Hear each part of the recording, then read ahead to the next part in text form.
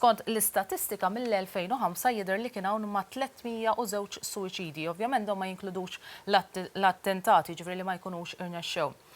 Min Jannar sa Settembru ta' din is-sena 36 suwiċidju, l-aktar sena bl-akbar ammont ta' suwiċidji kienet l-2015. L-aktar età komuni għas suwiċidji hija bejn l-40 u d-59 sena.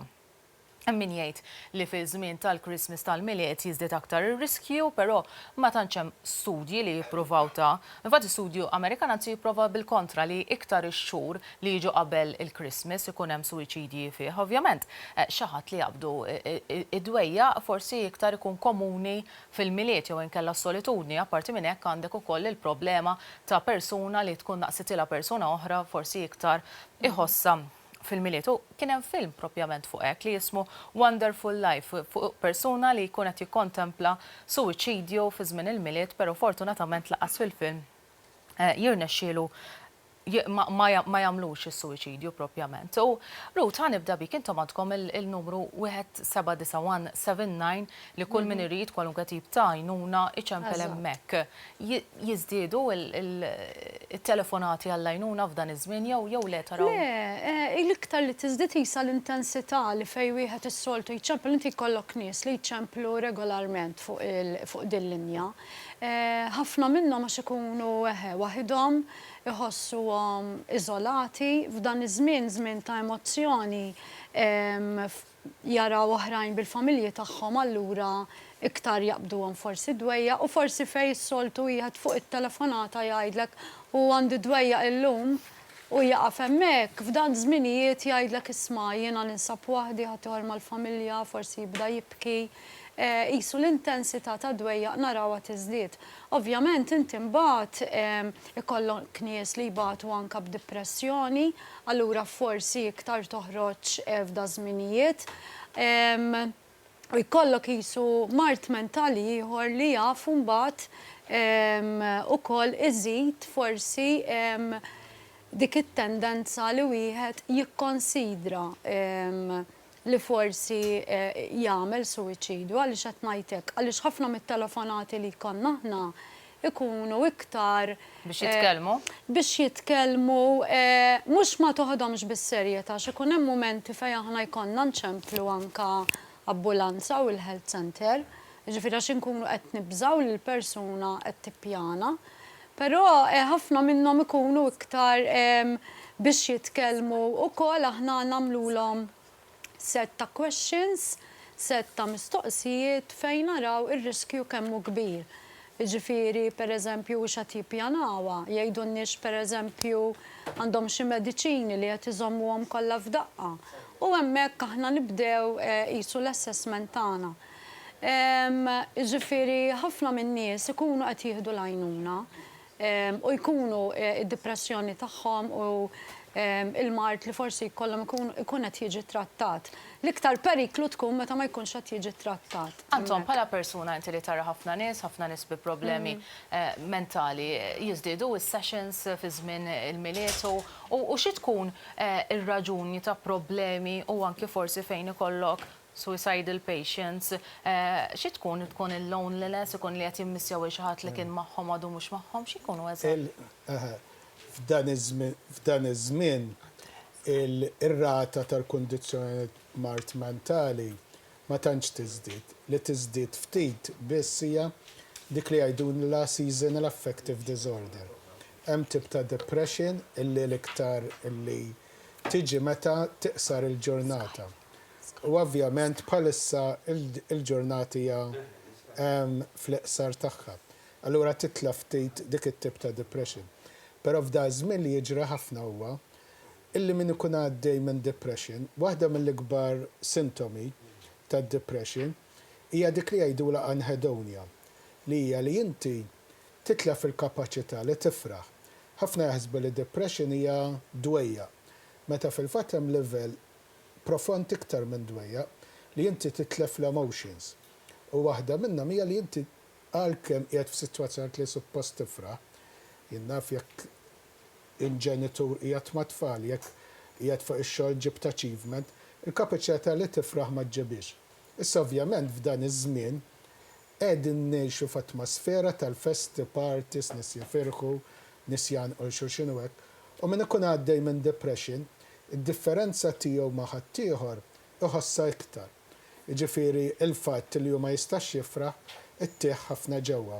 U din hija l-iktar li toħroġ f'dan iż-żmien. Minu skont intom minu l-aktar vulnerabbli però? Huma persuni anzjani, persuna għadhom żgħażagħ. Kollha aħna kull tip ta' nies. Le, kulħadd vulnerabbli. L-ewwel net l-ikbar riskju għal suwiċidju huwa li jkollok mart mentali. Ġifieri riċerka kollha turi li min jagħmel attentati ta' suwiċidju il-fuq minn 90% madwar 90% ikollhom mart mentali. Però ovvjament mhux kull min għandu mart mentali jagħmel. Ġifieri hija komplessa. Loneliness importanti ħafna. Per eżempju, hemm ħafna riċerkaturi li minn pereżempju ikun jaħdem u ma jibqax jaħdem jiżdied l riskju. Għax int meta taħdem tmur tiltaqa' man nies jisu għandek forma ta' network. Min m'għandux ma' min jiftaħ qalbu, significant other għandu iktar riskju. L-irġiel huma iktar riskju minn nisa għaliex l-irġiel jużaw metodi li huma iktar violenti biex ngħidu hekk. Allura aktar hemm ċans li jirnexxu. In-nuqqas bdejt issemmi l-istaġjonalità, in-nuqqas ta' xemx taffettwa lil moħħ. Iva, definittivament. Infatti it-tul tal-ġurnata jaffettwa ħafna għaliex l-exposure to natural light hija importanti u meta tonqos hawn min ikun sensittiv iktar għaliha. Fatt interessanti meta kont naħdem Londra, il-gvern jagħti l-pinna li bħalaw bl-NHS. ċerti nies li batu b'depression, il-gvern kien jipprovdilhom UV light għax peress li m'hemmx ħafna dawl ta' xemx, għalmen ikunu jaħdu b'mod artifiċjali. Bħallum pereżempju ġurnata kif ħarġet illum, b'naqqas ta' dawl u hekk. Min ikollu tendenza depressiva taffettwa ħafna. Konnet nitkellmu Ruth, min iċempel il-179? X'tip ta' follow-up mbagħad tittieħed? Orajt jitkellmu magħkom hemm min ġust jitkellem, imma min taraw intom teżaminaw in-nies li rispondu l-179 u tgħidu hawnhekk hawn bżonn għajnuna. Aħna skont il-problema xi tkun għax kif qegħdin ngħidu fuq din linja iċemplu kull tip ta' problema, ġili iċemplu pereżempju għax hemm bullying l-iskola, għaliex hemm separazzjoni, għaliex miet xi ħadd fil-familja. Skont il-problema xi tkun imbagħad aħna nirreferu il dak is-servizz li jista' jgħinhom. Jiġifieri jkun hemm follow-up mis-social workers ta' servizzi oħra li jkunu jridu isegwuhom jekk huma jkunu jridu għax kif tafu intom il-179 hemm ċerta anonimità miegħu, jiġifieri inti tagħti ismek jekk trid. Allura imma aħna nippruvaw ngħidulhom ismek inti ċempil tal-għajnuna ninkoraġġuhom biex iħallu d-dettalji tagħhom biex anke aħna nkunu nistgħu niffollowjaw dak il-każ. U fuq il-loneliness jiġifieri ikonna fuq 1200 call li ċemplu spropjament għax ikunu jridu jitkellmu ma' xi ħadd, ġifieri il-problema tas-solitudni qiegħda hemm. Qabel imorru għar-riklami, Anton, f'każ li jkun hemm anke persuna li pereżempju mhix waħida, jew kellha tħossha waħida għalkemm għandha l-familja. Jew ma tħossix xi belonging u anke tkun forsi suicidal. X'effett ikun hemm fuq il-qraba? Infatti int għamilt punt interessanti ħafna x'aħna meta ngħidu loneliness qed ngħidu ma m'għandux qraba u hekk teżisti ħafna loneliness, nies li qegħdin ġo familji u jħossuhom lonely xorta għaliex ma jkunux jistgħu jikkonnektjaw.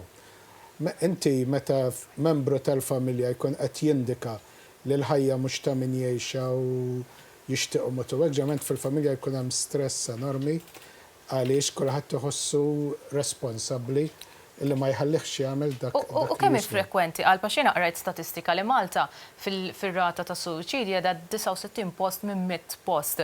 Kemm jidher li aħna pajjiż li ma tantx għandna daqshekk problemi. Rata ta' suwiċidja għandna bħal kull pajjiż ieħor.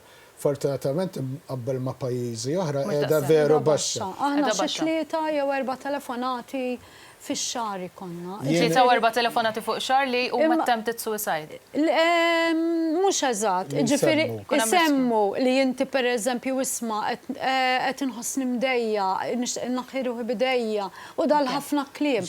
Mbagħad ikollok ċertu livelli minn pereżempju jgħidlek u tittieħdu bis-serjetà, min jgħidlek qed nippjana, min ħanħalli nota.